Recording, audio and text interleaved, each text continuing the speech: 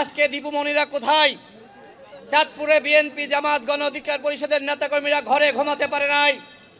তারা ভিন্ন মতের উপরে যেভাবে দমন পীড়ন করেছিল, খোদা তাআলার পক্ষ থেকে তাদের ঠিক একইভাবে পতন নিশ্চিত করা হয়েছে। আওয়ামী লীগ সীমা লঙ্ঘন করেছিল, ভিন্ন মতের উপরে দমন পীড়ন করেছিল, কিন্তু আমরা যেন আওয়ামী লীগ না হই। আমাদের আচরণ কাজের মাধ্যমে প্রমাণ করতে হবে যে আমরা আগামীর নতুন বাংলাদেশ গঠন করতে চাই। নতুন বাংলাদেশ গঠন করতে হলে আমাদের সকলকে এক এবং একতাবদ্ধ থাকতে হবে। আমি চাঁদপুরের বিএনপির নেতৃবৃন্দ, জামাত ইসলামের নেতৃবৃন্দ, গণ অধিকার পরিষদের নেতৃবৃন্দ, ইসলামী আন্দোলন বাংলাদেশ সহ চাঁদপুরের সমস্ত রাজনৈতিক নেতৃবৃন্দকে বলবো, আপনারা এক থাকুন।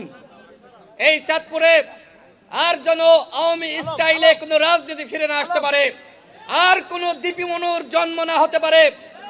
আমরা চাই এই চাঁদপুরে আর কোনো ওই ভূমিখাদক সেলিমের জন্ম না হতে পারে। দীপুমণি বাংলাদেশের শিক্ষা ব্যবস্থাকে ধ্বংস করেছে, সে এই চাঁদপুরের কলঙ্ক। তারপরেও লজ্জা নাই। আপনারা দেখবেন যখন তাকে কোর্টে তোলে, নির্লজ্জের মতন খিলখিলিয়ে হাসতে হাসতে সে কোর্টে আদালতে ওঠে। এই চাঁদপুরে আর কোনো দীপুমণির জন্ম হতে দেওয়া যাবে না।